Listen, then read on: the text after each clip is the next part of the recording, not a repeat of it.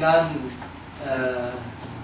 이 연초에 많은 사람들을 즐겁게 했던 모 방송의 TV 프로그램 가운데 K-POP 스타라고 하는 것이 있었습니다.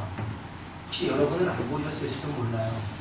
그런데 저는 예배 끝나고 저녁이 되면요 꼭 기다려줘서 우리 아이들과 함께 봤습니다. 그런데 참 재미가 있었어요. 그 중에 저를 감동시킨 한 녀석이 있었습니다. 이정미라는 그러한 어린 소녀입니다.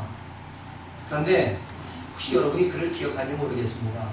마지막 최종 예선 결과가 다 끝나고 공석 하나만 남았는데 해당자가 없는 거예요.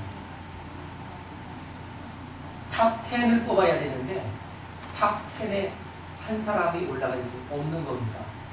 그래서 그냥 없는 거로 그냥 가기로 하고 마무리를 지으려고 하는데 느닷없이 한 녀석이 손을 번쩍 드는 거예요.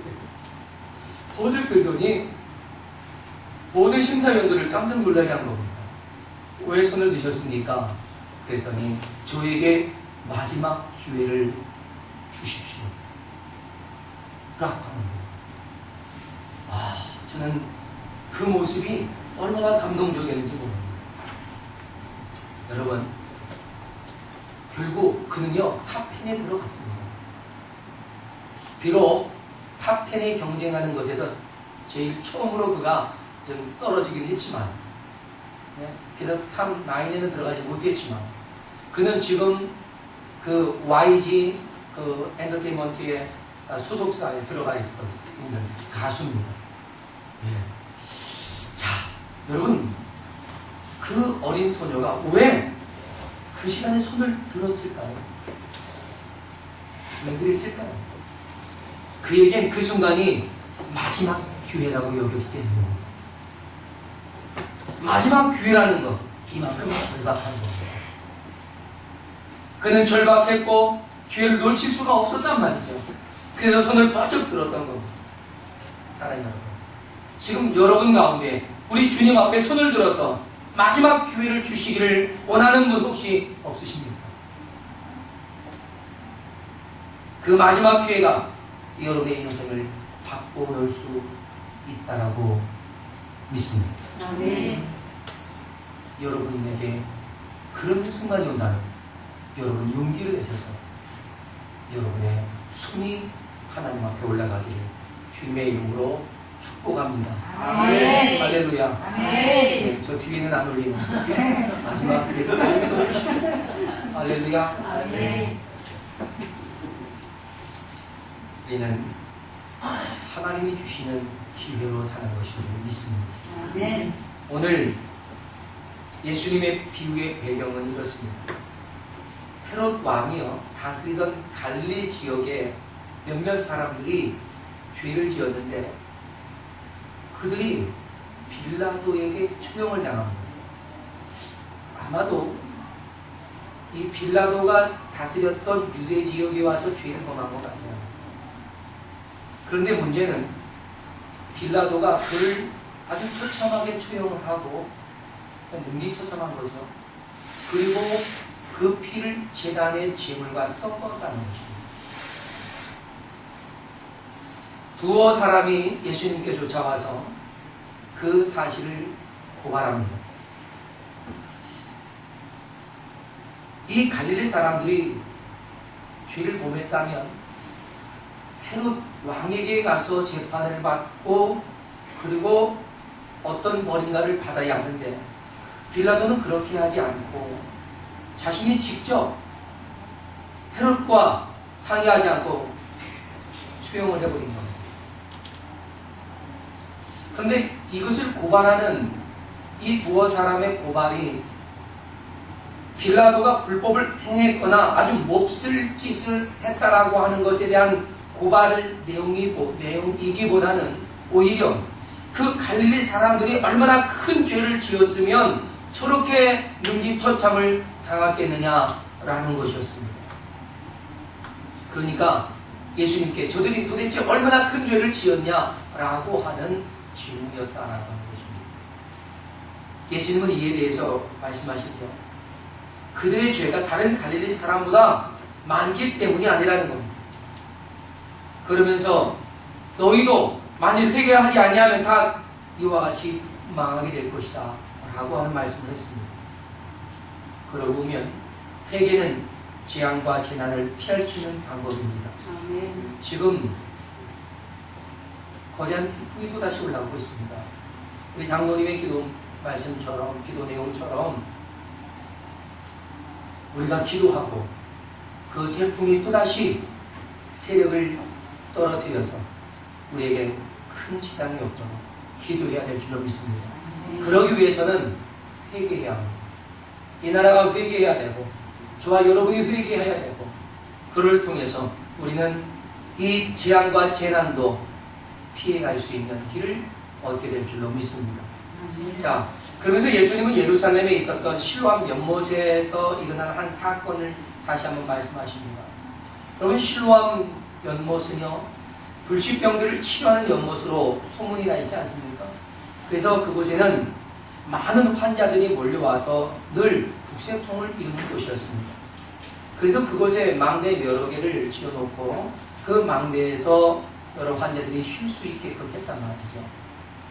그런데 빌라도가 수로 공사를 하던 중에 이 망대가 무너진 겁니다. 그래서 그 망대에 깔려 죽은 사람이 18명이나 됐다는 것이죠. 그러면서 예수님은 그렇게 말씀하십니다. 그러면 그 망대에 깔려 죽었던 18명이 예루살렘에 사는 모든 사람보다 죄가 더 있기 때문인 줄로 아느냐? 라는 것입니다. 아니라는 거죠. 이 말씀은 곧 예루살렘의 모든 사람들이 그들의 죄만 못한 줄 아느냐? 라는 것입니다. 다시 말해서 너도 그들의 죄와 결코 다르지 않은 죄인이다 라고 하는 말씀을 하고 계시는 겁니다. 여러분, 유대인들의 의식 속에는요, 아주 비참하게 죽어가는 사람들의 그 배후엔 언제나 그렇게 죽을 만한 죄를 지었을 것이다 라고 하는 그런 죄와 연관짓는 그런 생각을 하고 있었습니다. 그러면서 그런 비참한 사고를 당하지 않은 자기 자신은 의롭다 라고 스스로를 위로하며 살았다는 것이죠. 주님은 이에 대해서 그들도 역시 죄인 중에 하나라고 하는 것을 분명하게 지적하는 겁니다. 예수님은 잘못된 생각들을 가지고 있었던 그들에게 사실상의 회개를 촉구하고 계셨던 것이죠. 만일 회개하지 않는다면 너희도 다 그와 같이 망하게 될 것이라고 하는 말씀입니다. 남을 비판할 줄은 알면서 자기 자신은 돌아볼 줄 모르는 사람들. 그것이 곧 악한 죄인의 형상을 가지고 사는 저와 여러분의 모습이 아닌가 생각합니다. 그럼 오늘 본문의 비유는 바로 이런 배경 속에서 회개와 순종의 열매를 맺을 것을 강조하는 그런 메시지라는 것입니다. 따라서 예수님께서 이 비유의 말씀을 통해서 주시는 첫 번째 메시지는 저와 여러분은 특별하다라고 하는 것입니다. 너는 특별하다라고 하는 말씀입니다. 하나님은 이스라엘 백성을 아주 특별하게 사랑하셨단 말입니다. 이스라엘은 하나님의 은혜 안에 품겨진 그런 백성들이라고 하는 것입니다. 오늘 예수님의 비유는 한 사람이 자기 포도원에 무화과 나무를 옮겨 심었다는 것입니다. 이 한 사람은요, 길거리에서 잡초처럼 자라나는 길거리에 이렇게 놓여있는 그런 이 무화과 나무를 옮겨다가 잘 가꿔진 자신의 포도원에 옮겨 심었다는 것이죠. 그러면서 잘 돌보며 관리했다는 겁니다. 이처럼 유대인들은요, 하나님의 은혜를 입어서 하나님의 포도원에 심겨진 은혜를 입은 백성이 되었다라고 하는 것입니다. 하나님께서 특별하게 사랑하셨다는 거죠. 그 주인이 포도원에 무화과나무를 심은 것은요, 목적이 뭡니까? 아주 질 좋은 무화과 열매를 얻기 위해서입니다. 우리나라도 저 아래 지방에 무화과가 아주 많이 납니다. 그래서 그 지방에서 올라온 무화과들을 보면요, 얼마나 맛이 좋은지 몰라요. 그죠? 그 무화과로 주스도 만들고 무화과로 떡도 만들고 그러더라고요. 무화과는 많은 사람들에게 이 맛으로 즐거움을 주는 바로 그러한 열매이기도 합니다. 그래서 이런 질 좋은 무화과를 얻어서 기쁨을 누리고자 했는데 3년이 지나도록 이 나무에 열매가 없는 겁니다. 그래서 뽑아버리려고 했던 것이죠. 하나님께서는 그들을 그의 소유로 택하셔서 자기의 백성으로 삼아 곁에 가까이 두셨지만 그들로부터 그들이 감당해야 할 의무와 순종을 다하지 못하고 합당한 보답을 해내지 못했기 때문에 오늘 이와 같은 비유의 말씀으로 그들에게 회개를 촉구하고 열매 맺기를 요청하고 계셨던 것입니다. 그러나 그들은 예수님의 기대를 저버렸습니다. 그들은 어떤 의무도 다하지 않습니다. 결국 책망만을 듣게 되는 것입니다. 이래서 하나님께서는 그들을 포기하시려고 작정했던 거죠. 하지만 그리스도께서 중재에 나섭니다. 그러면서 더 크신 자비와 긍휼을 주님께 요구합니다. 하나님께 영광 돌릴 수 있는 그런 기회를 다시 한번 허락해달라고 요청한 겁니다. 그래서 무화과 나무가 3년 동안 열매를 맺지 못했지만 그 다음에 열매를 맺을 수 있도록 도와달라는 겁니다. 하지만 무화과 나무가요, 3년 동안 연속해서 열매를 맺지 못하면 대부분은 그 다음에 열매를 맺지 못한답니다. 간혹 열매를 조금 더 맺는 경우는 있지만 3년 내내 열매를 못 맺었으면 열매를 맺을 가능성이 없다는 거죠. 그러나 예수님은 지금 그들에게 마지막 기회를 더 주겠다라고 하는 것입니다. 이제 회개하고 돌이키지 않는다면 처참한 형벌을 당할 수밖에 없다. 저 갈릴리 사람처럼 그리고 망대가 쓰러져서 죽은 18명처럼 그렇게 처참한 그 하나님의 징계를 너희도 받을 수밖에 없다라고 하는 그런 말씀이었습니다. 여러분, 주님이 지금 협박하는 것처럼 보이지만 주님은 협박하는 것이 아닙니다. 주님은 간절하게 그들을 바르게 이끌어주고 싶으셨던 것입니다. 하지만 많은 유대인들이 회개하지 않습니다. 하나님 원하시는 거룩한 열매를 맺지 못합니다. 맺지 않습니다. 그로 인해서 하나님의 복음은 이방을 향해 뻗어나가기 시작합니다. 수많은 열방의 영혼들이 주께로 돌아오지요. 그래서 이스라엘 사람들의 자리를 대신 차지하고 하나님의 은혜를 누리고 있습니다. 물론 이스라엘 사람들이 다 회개하고 돌이켰을지라도 하나님의 복음은 열방을 향해 나아갔을 것입니다. 오히려 더 큰 부흥과 열매를 거둘 수 있지 않았을까 생각합니다. 주님께서는 바로 그런 열매를 기대하셨던 것이죠. 더 많은 하나님의 백성들이 주께로 돌아오는 열매를 원하셨던 것입니다. 이스라엘을 주님 곁에 가까이 두셔서 그들을 가르치고 양육하고 지극정성으로 돌보셨던 것은 주님이 더 많은 그런 열매를 얻기 위한 특별한 사랑으로 그들에게 베푸셨다 하는 것입니다. 그렇다면 이렇게 특별한 사랑을 받은 성도들에게 요구되는 것이 뭐라고 했습니까? 그것은 하나님이 원하시는 열매를 맺는 것입니다. 열매를 맺는 겁니다. 주님의 은혜의 덕을 누리는 모든 자들은 그들을 부르신 그 부르심에 합당한 열매를 맺어야 한다고 성경은 우리에게 강조하고 있습니다. 이 무화과 나무는요, 다른 무화과 나무보다는 아주 유리한 그런 이점을 가지고 있습니다. 보통 길가에 자라는 그런 무화과 나무는 별로 누가 돌보지 않습니다. 그러나 이 무화과 나무는 특별하게 잘 가꾸어진 포도원에 심겨져서 늘 돌봄을 받고 있었습니다.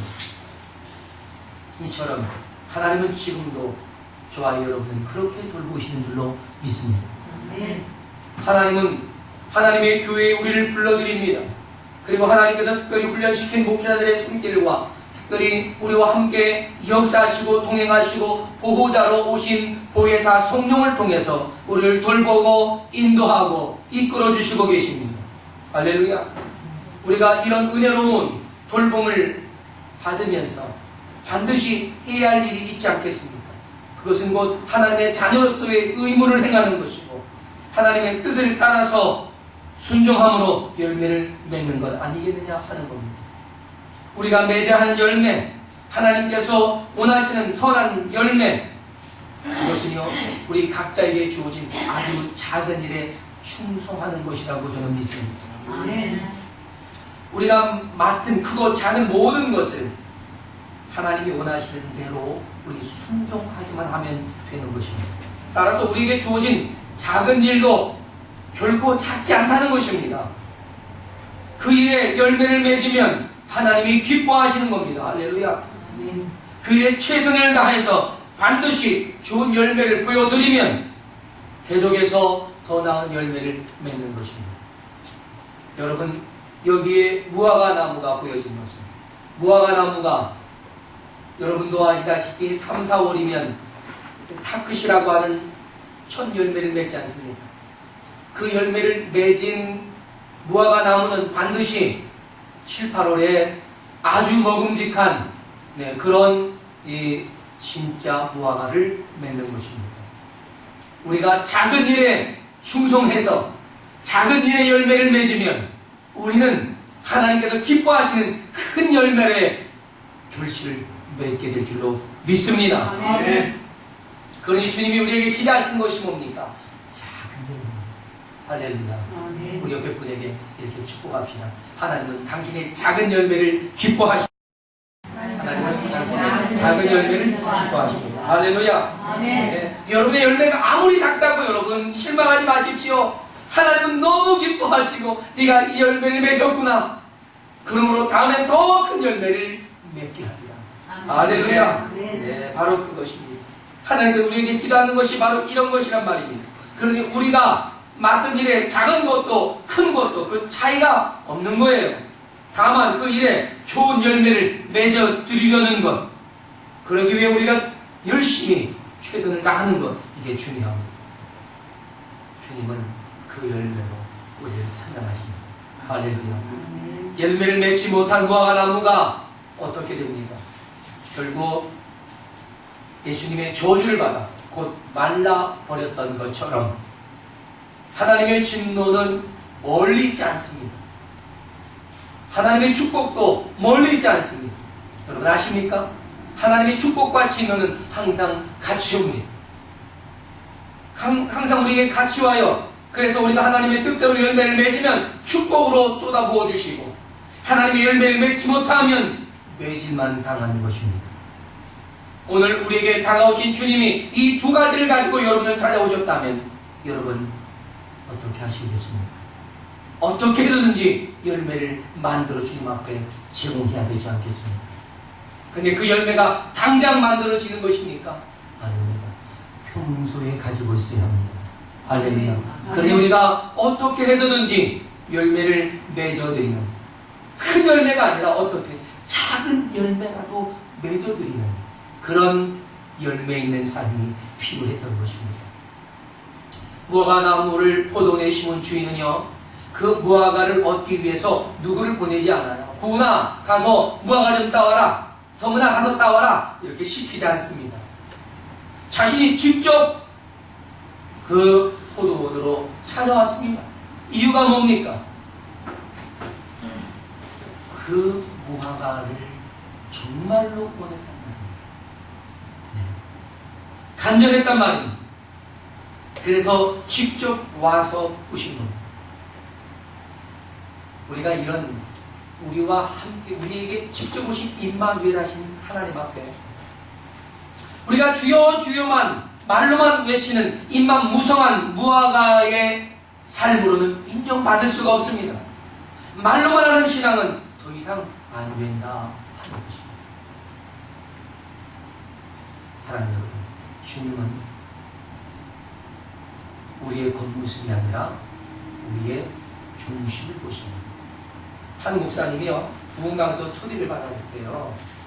그래서 그 교회 가서 설교를 하고 있는데 가운데 앞줄에 아마 우리 한 권사님쯤 앉은 자리에 배꼽티를 입고 있더랍니다. 그 목사님이 설교를 하다가 원고 한번 보고 배꼽 보고 원고 한번 보고 배꼽 보고 이러다가 그만 설교 원고 줄 잃어버렸다는 거예요. 그래서 막 어딘지 찾았다는 거죠. 그래서 그날 설교를 죽 쓰셨답니다. 그리고는 그 자매를 불렀답니다. 괘씸해서. 그래도 자매님, 교회 예배에 오시는데 어떻게 그렇게 배꼽티를 입고 오십니까? 했더니 이 자매가 하는 말이, 목사님, 우리 하나님은 중심을 보시잖아요. 그러더랍니다. 네. 여러분, 우리 하나님이 배꼽을 보시는 게 아니죠. 우리 하나님은 우리의 중심, 우리의 거치대가 아니라, 우리의 겉사람이 아니라 우리의 속사람, 우리의 마음과 생각과 의도의 그 중심을 보시고 계시기 때문에 주님 앞에 거짓을 할 수 없습니다. 그래서 그런가요? 가끔 주님이 저에게 주영아라고 부르시면 제가 덜컹합니다. 아유, 내가 또 잘못했구나. 사랑하는 여러분, 우리 주님은 겉모습보다 중심 속에 마음을 두십니다. 아멘. 흉내내는 위선의 생활도 주님 앞에 결코 통하지 않습니다. 주님은 진심을 원하십니다. 주님은 최선을 원하시는 거예요. 주님은 우리의 심령의 그 중심을 원하고 계신다는 사실입니다. 초업이 좋고 장래 유망해 보이는 그 정도는 안 됩니다. 우리의 생각과 말과 행동이 세상의 빛과 소금이 되어야 하고 사랑과 복음을 가지고 있습니다. 할렐루야. 아멘. 하나님께서 기대하시는 열매, 우리가 늘 말하듯 사랑과 희락과 화평과 오래 참음과 자비와 양성과 충성과 온유와 절제라고 하는 이 성령의 9가지 열매가 하나님 원하시는 것이라고 우리는 늘 알고 있습니다. 그러나 거기에 우리는 모든 착함과 의로움과 거룩함의 열매를 맺어야 합니다. 어떻게 그런 열매를 맺을 수 있을까요? 성령에 이끌려야 합니다. 하나님의 말씀에 사로잡혀야 합니다. 그러나 그런 모든 열매를 다 맺으면 얼마나 좋겠습니까? 이 모든 열매를 맺는다는 것은 사실 쉽지 않습니다. 거의 불가능하다고 봐야 합니다. 물론 저는 천국에 가면 우리 이 모든 열매를 다 맺어서 하나님께 기쁨이 되어드릴 줄로 믿습니다. 그러나 지금은요, 최소한 1-2개는 있어야 한다는 것이에요. 할렐루야. 네. 성령의 9가지 열매와 모든 착함과 의로움과 거룩함, 이 12가지. 그러고 보니까 천국에는 강가에 나무에 12가지 열매가 매달 열린다고 하지 않습니까? 최소한 이것 중에 우리는 1-2가지, 단 1개라도 열매를 맺어야 하는 겁니다. 오늘 주인이 찍어버려라 라고 했던 그 무화과는 왜 그렇습니까? 단 하나의 열매도 맺지 않았단 말입니다. 그러니 땅만 버릴 수 없다는 것이죠. 하지만 여러분, 우리가 작은 열매를 한두어 개라도 맺었다면 뭐라고 하겠습니까? 야, 이번에는 1-2개 맺었네? 다음엔 더 맺겠구나. 더 잘 관리하고 더 거름을 많이 주어라 라고 하지 않겠습니까? 사랑하는 여러분, 혹 우리가 이 미니멈으로 1-2개의 열매를 맺고 통과를 했다면 그것으로 만족해서는 되지 않지 않습니까? 또 다른 열매를 맺기 위해 우리는 수고해야 되는 겁니다. 더 열심히 하나님의 뜻을 쫓아서 살아가려고 우리가 힘써야 되겠다 하는 것입니다.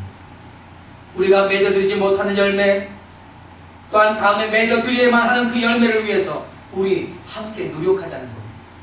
함께 노력하는 거예요. 나만 맺는 게 아니에요. 우리가 서로 도와주고 끌어주고 밀어주고 힘을 합해서 서로 지어가면서, 그러면서 우리는 좋은 열매를 맺어가는 줄 믿습니다. 이것이 저는 오늘 본문이 주는 우리에게 허락한 세 번째 메시지라고 생각합니다. 열매를 맺지 못하거나 열매가 부실한 우리에게 또 한 번의 기회, 마지막 기회를 주신다라고 하는 것입니다. 그러나 우리가 기억해야 할 것은요, 그 기회가 언제나 계속해서 반복되지는 않는다는 것입니다. 3년 동안 왔다가 얻지 못하니까 이번에는 찍어버려라 했을 때 포도원지기가 단 1년만 기다려 주십시오. 제가 열심히 거름도 주고 관리해서 내년에는 열매를 맺게 하겠습니다. 내년도 열매를 맺지 못하면 그렇게 하십시오 라고 했습니다. 저는 오늘 본문에서 예수님은 이 비유를 통해 최후 통첩을 전하고 있다라고 생각이 듭니다. 우리가 이 말씀을 최후 통첩으로 받아들이면 은혜가 될 것이고 여러분에게 놀라운 변화의 삶이 시작될 줄로 믿습니다. 아멘. 여러분, 포도원 주인은 당장 뽑아버리라고 불효령을 냈지만 포도원 주인은 1년의 유예를 간청하고 마지막 기회를 달라고 한 겁니다. 결국 마지막 기회를 얻습니다. 근데 이것이 저는 예수 그리스도께서 이 땅에 직접 오신 그 기회라고 믿습니다. 예수님이 오셔서 신신 십자가의 계속하심이 되므로 용서와 구원의 길을 열어놓으셨고 우리가 맺을 수 없는 열매를 대신 맺어주심으로 하나님의 기쁨을 이어주셨단 말입니다. 그래서 예수 그리스도께 접붙임을 받는 우리 모두는 예수 그리스도의 열매를 우리와 함께 맺어가는, 그러므로 하나님께 영광이 되고 즐거움을 드리는 그런 구원에 동참하는 성도가 되는 것을 믿습니다. 그러나 중요한 것은요, 그럼에도 불구하고 빼게 하지 않는 아주 강심장들이 이 땅에 많습니다. 예수님을 왜 믿냐는 거죠. 왜 교회 다니냐는 거죠. 네. 교회 다니는 사람들을 바보처럼 취급하고 있습니다. 왜 그렇게 힘써 번 돈을 교회 갔다가 꼬박꼬박 세금 내듯이 갖다 내냐는 겁니다. 국가에서 내는 세금 내지도 않으면서 왜 교회 헌금만 갖다 내냐고 하는 거죠. 사랑하는 여러분, 그들은 회개할 마지막 기회를 잃어버리고 있습니다. 그들에게 마지막 기회를 다시 되돌려주는 것은 저와 여러분이 하는 일입니다. 할렐루야. 그것이 전도라는 사실이죠. 사랑하는 여러분, 지금 우리가 살고 있는 이 생명의 연한이 그들을 위한 마지막 기회를 줄 수 있는 것이고 우리 또한 마지막 기회가 될 수도 있다는 것을 기억해야 합니다. 우리가 하나님의 자녀로서 맺어야 할 열매들을 우리가 성실하게 맺어가도록 주어진 마지막 기회, 세상에서 또 풍요롭게 잘 사는 것에 우리의 관심을 갖는 것이 아니라 우선 하나님의 뜻이 무엇인지를 살피고 그 뜻대로 순종하려고 하는 그런 삶이 더 중요하지 않겠냐는 겁니다. 따라서 우리는 하나님의 뜻대로 순종하는 것이 먼저 해결된 다음에 나의 필요를 생각하는 것이 다음이다라고 하는 것을 알아야 한다는 겁니다. 성경은 내 영혼이 주님과 형통하면, 다시 말해서 내 삶이 형통해지는 것이라고 말합니다. 사랑하는 여러분, 주님께서는 내 영혼이 잘됨 같이 우리가 범상에 잘되고 강건해지길 원하십니다. 주님의 뜻을 따라서 믿음으로 순종하고 주님과의 친밀함을 이루면서 여러분이 이 땅에 사는 즐거움과 기쁨을, 그 속에서 보람을 찾아갈 수 있게 되기를 주님의 이름으로 축복합니다. 이제 우리는 우리에게 주어진 기회를 받아 놓았다면, 마지막 그 기회를 받아 놓았다면 이제 여러분 새로 다시 시작해 보는 것 어떻겠습니까? 마지막 기회라면 판을 한번 다시 짜서 다시 시작해 보는 것은 어떠냐는 겁니다. 마치 처음부터 시작하는 것처럼 말이죠. 과거에 있었던 모든 것은 다 묻어버리는 겁니다. 이젠 주님만을 바라보면서 가자는 것이지요. 마치 출애굽 당시에 이스라엘 진영이 구름 기둥과 불 기둥을 따라가면서 멈추면 멈추고 행하면 행했던 것처럼 말이죠. 될 수 없는 일이라고 포기하지 말고 하나님이 하시면 된다는 믿음과 확신으로 한 걸음씩 나아가자는 것입니다. 지난 금요일날 말씀을 드렸던 것처럼 내가 열심히 노력해서 할 수 있는 것이 아니라 하나님만이 하실 수 있는 10가지 기도 제목을 써보자. 그리고 제출하라.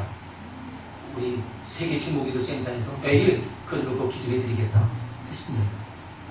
여러분이 써서 제출하시면 그것이 여러분에게 놀라운 하나님의 은혜의 길을 열어가게 되는 기도의 능력이 될 줄로 믿습니다.